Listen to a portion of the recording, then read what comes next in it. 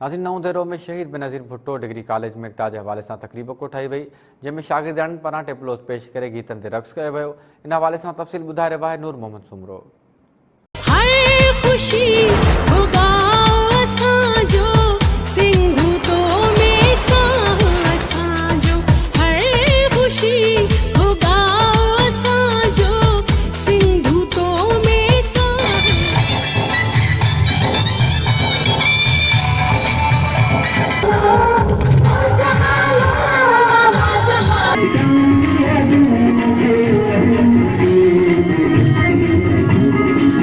रोज़ानो पंहिंजी अख़बार ऐं टाइम न्यूज़ जे ॾिनल सॾ सिंधूतो में साहु असांजो जे सिरीअ हेठि शहीद मोहतरमा Benazir Bhutto government degree college Naudero में एकता तकरीब मुनक़िद कई वई। तकरीब में टिनि अॻूणनि रीजनल डायरेक्टरनि लियाकत गांगरो, मसूद कोरेजो, शमन लाल, प्रोफेसर डॉक्टर करम हुसैन वधियो, नामियारो अदीब एहसान दानिश, रिज़वान गुल, मुख़्तलिफ़ कॉलेजनि जे प्रिंसिपालनि समीना आबड़ो, सदोरा सोलंगी, इरशाद कलोड़ो, शगुफ्ता आबड़ो, नसीम अख्तर अंसारी, मोहम्मद अतीक सूमरो, प्रोफेसरन दुरममन सूमरो, नज़ीर सूमरो, आबिद खोकर समेत कॉलेज जे प्रिंसिपाल फ़हीम अख्तर अंसारी ऐं ॿियनि ख़ुसूसी तौर शिरकत कई। जॾहिं त शागिर्दाणियुनि ऐं कॉलेज जे प्रोफेसरनि भरपूर नमूने रंगारंगी सकाफ़ती वेस वॻा पहिरे अजरक ओॾे सिंध जी सकाफ़त खे चार चंड लॻाए छॾिया। तकरीब में शागिर्दाणियुनि मुख़्तलिफ़ सिंधी गीतनि ते टेबलोस पेश कया। जॾहिं त हिक टेबलो में शाह अब्दुल लतीफ़ भिटाईअ जे रिसाले मां सुर लैला चनेसर जो किस्सो भरपूर नमूने पेश कयो वियो, जंहिंमें शागिर्दाणियुनि बहितरीन कारकर्दगी ॾेखारे वाह करे छॾी।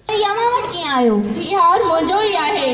काश एड़ो हार मूं वटि बि हुजे हा। हा ही तव्हांजो थी सघे थो। उहो वरी कीअं? उन जे लाइ मुंहिंजो तव्हां सां हिकु शर्त आहे। शर्त? कहिड़ो शर्त आहे? उन जे लाइ तव्हां मूंखे हिकु राति लाइ राजा चनेसर ॾींदव। ठीकु आहे, मूंखे अव्हां जो शर्त मंज़ूर आहे।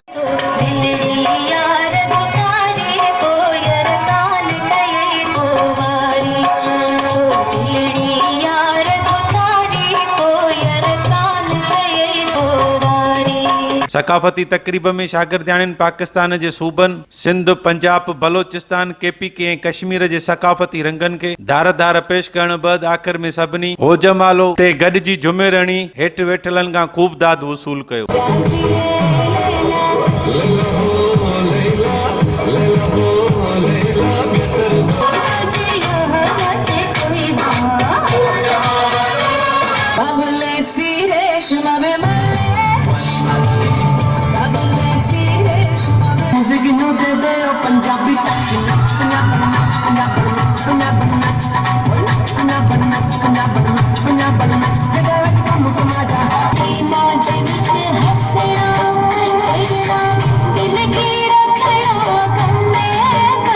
शागिर्दाणियुनि सिंध जी सकाफ़त खे उजागर कंदड़ सिंध जे लेजेंड फनकार अलन फ़क़ीर जहिड़ो वहस करे जेकी मेहार मेहार कनड़े अदियूं गीत पेश करे लेजेंड फनकार अलन फ़क़ीर खे सकाफ़ती तकरीब में भेटा पेश कई।